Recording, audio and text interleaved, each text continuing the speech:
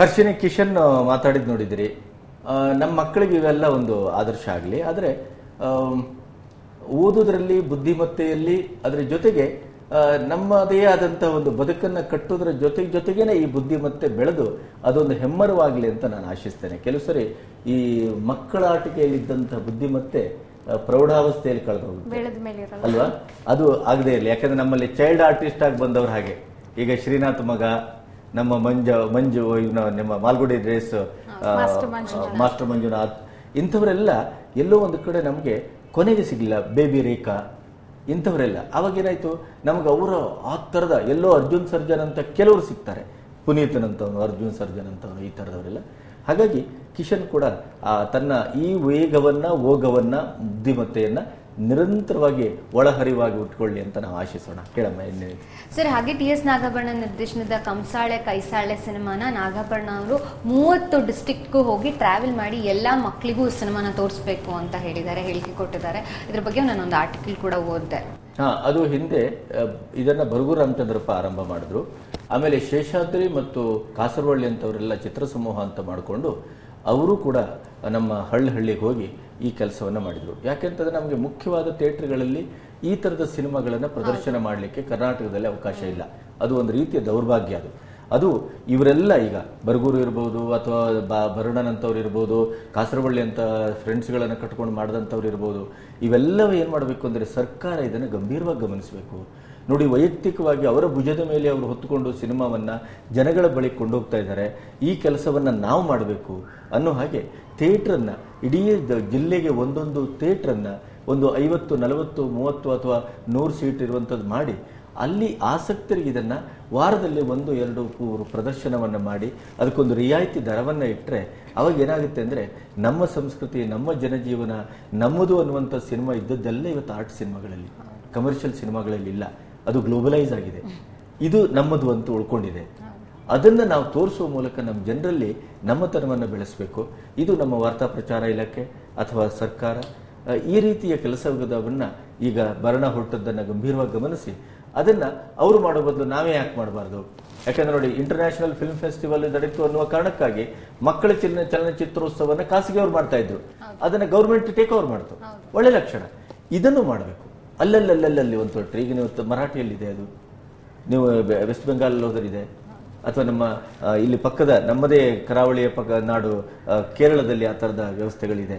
ಇವೆಲ್ಲ ಆಗಬೇಕು ಅನ್ನೋದನ್ನ ಭರಣ ಅಥವಾ ಭರಣನಂತವರು ಸೂಚ್ಯವಾಗಿ ಹೇಳ್ತಾ ಇದ್ದಾರೆ ಅಂತ ನಾವು ಅದನ್ನು ಭಾವಿಸಿದ್ರೆ ಆ ಪ್ರಕ್ರಿಯೆಗೆ ಒಂದು ಸರಿಯಾದ ಅರ್ಥ ಬರ್ತದೆ ಅಂತ ನನ್ನ ಭಾವನೆ.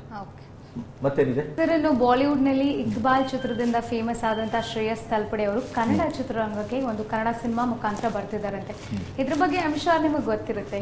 ಅದೇ, ಆ ಶ್ರೇಯಸ್ಸು ಮೂಲತಃ ಮರಾಠಿಗ.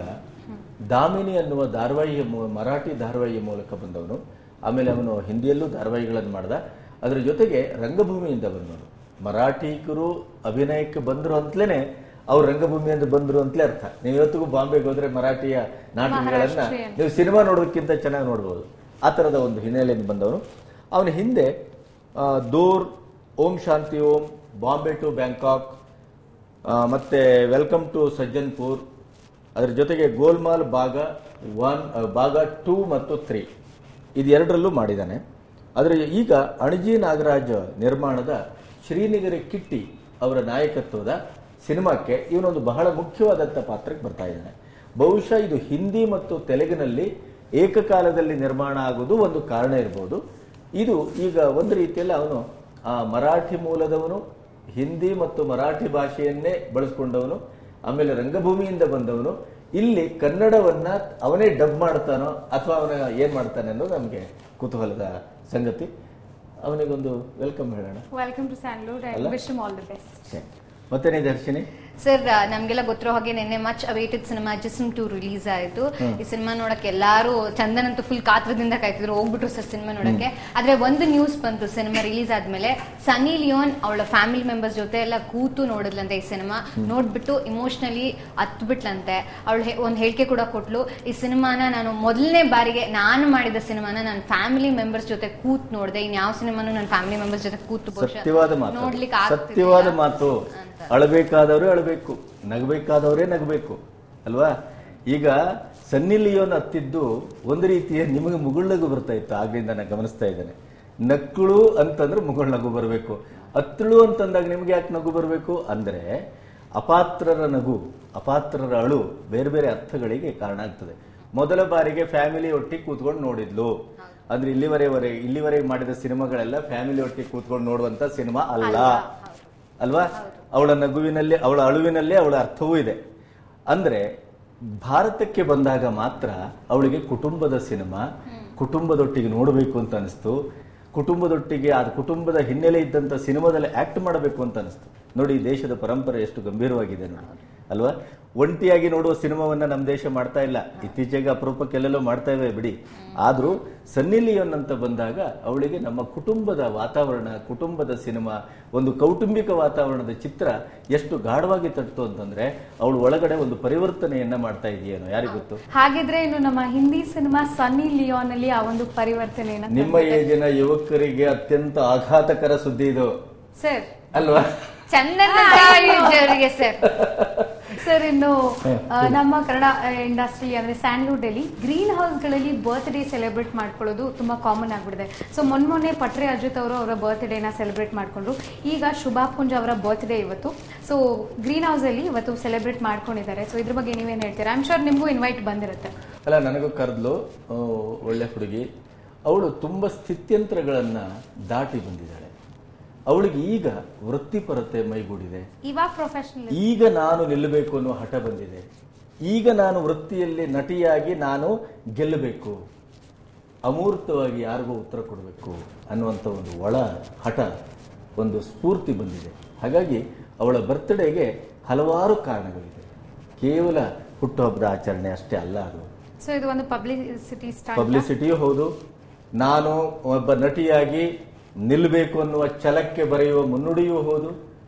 ನಾನು ಕಂಪ್ಲೀಟ್ ಸಿನಿಮಾ ರಂಗಕ್ಕೆ ಅರ್ಪಿಸಿಕೊಂಡಿದ್ದೇನೆ, ಯಾವ ಪಾತ್ರವನ್ನು ನಾನು ಗಟ್ಟಿ ಪಾತ್ರವಾದ್ರೆ ಮಾಡ್ತೇನೆ ಅನ್ನೋದನ್ನ ಸೂಚ್ಯವಾಗಿ ಹೇಳಿ ಕೊಟ್ಟಿದ್ದಾಳೆ. ಮತ್ತೆ ಪ್ರೊಡಕ್ಷನ್ ನಂಬರ್ 1 ಅನ್ನುವಂಥ ಒಂದು ಸಿನಿಮಾ ಕೂಡ ಅಲ್ಲಿ ಮುಹೂರ್ತವನ್ನ ಕಾಣುವ ಸೂಚನೆಯನ್ನ ಕೊಟ್ಟಿದೆ. ಹಾಗಾಗಿ ಶುಭಾ ಪುಂಜ ಕನ್ನಡತಿ, ಮತ್ತೆ ಮೊಗ್ಗಿನ ಮನಸ್ಸಿನಲ್ಲಿ ಅಪೂರ್ವವಾದಂತಹ ಒಂದು ಪಾತ್ರವನ್ನ ಮಾಡಿದವಳು. ಅವಳು ಎಲ್ಲೋ ಅಂದ ಕಡೆ ಆತ್ಮಹತ್ಯೆ ಮಾಡಿಕೊಂಡಾಗ ನಾವು ಗಲುವಿಲಿ ಗೊಂಡಂತ ರೀತಿ ಇದೆಯಲ್ಲ, ಅದು ಇವತ್ತಿಗೂ ನೆನಪಾಗುವಂಥ ಕ್ಷಣ. ತುಂಬ ಮುದ್ದಾದ ಹುಡುಗಿ. ಕೆಲವು ಸರಿ ಅವಳ ವಯಸ್ಸಿನ ಆ ಒಂದು ಸಣ್ಣ ಕೆಲವು ಹಂತದಲ್ಲಿ ಸಣ್ಣ ಪುಟ್ಟ ದೋಷಗಳಿಗೂ ಗುರಿಯಾಗಿದ್ಲು. ಆದರೆ ಅದನ್ನು ದಾಟಿ ಬಂದಿದ್ದಾಳೆ. ಅದನ್ನೀಗ ಮೀರಿ ಬೆಳೆಯಬೇಕು ಅಂತ ಆಸೆ ಪಡ್ತಾ ಇದ್ದಾಳೆ. ಈ ಬರ್ತ್ಡೇ ಅವಳ ವೃತ್ತಿಪರತೆಗೆ ಒಂದು ಹೊಸ ಬರಹವನ್ನ, ಮುನ್ನುಡಿಯನ್ನ, ಶಕೆಯನ್ನ ಹೊತ್ತು ತರುವಂಥ ಬರ್ತ್ಡೇ ಆಗಲಿ. ನಾವೆಲ್ಲರೂ ಅವರೊಟ್ಟಿಗಿದ್ದೇವೆ. ಅವರ ವೃತ್ತಿ ಜೀವನ ತುಂಬ ಸುಂದರವಾಗಿ ಆಗುವುದಕ್ಕೆ ಈ ಬರ್ತ್ಡೇ ಅದಕ್ಕೆ ಕಾರಣವಾಗಲಿ ಅಂತ ನಾವು ನಮ್ಮ ವೇದಿಕೆಯಿಂದ ತುಂಬ ಮನಸ್ಸಿನಿಂದ ಹಾರೈಸೋಣ. ಶುಭಾ, ನಿನಗೆ ಹುಟ್ಟುಹಬ್ಬದ ಶುಭಾಶಯಗಳು.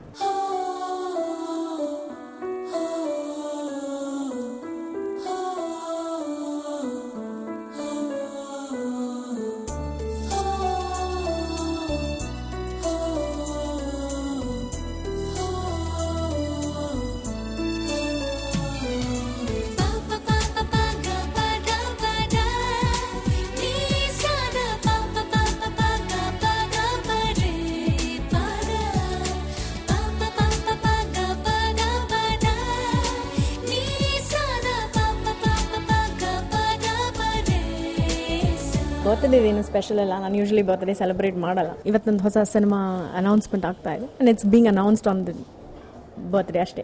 ಇದು ಆದಿತ್ಯ ರಮೇಶ್ ಕಂಬೈನ್ಸಲ್ಲಿ ಒಂದು ಹೊಸ ಸಿನಿಮಾನ ಪ್ರಾರಂಭ ಮಾಡ್ತಾ ಇದ್ದೀವಿ.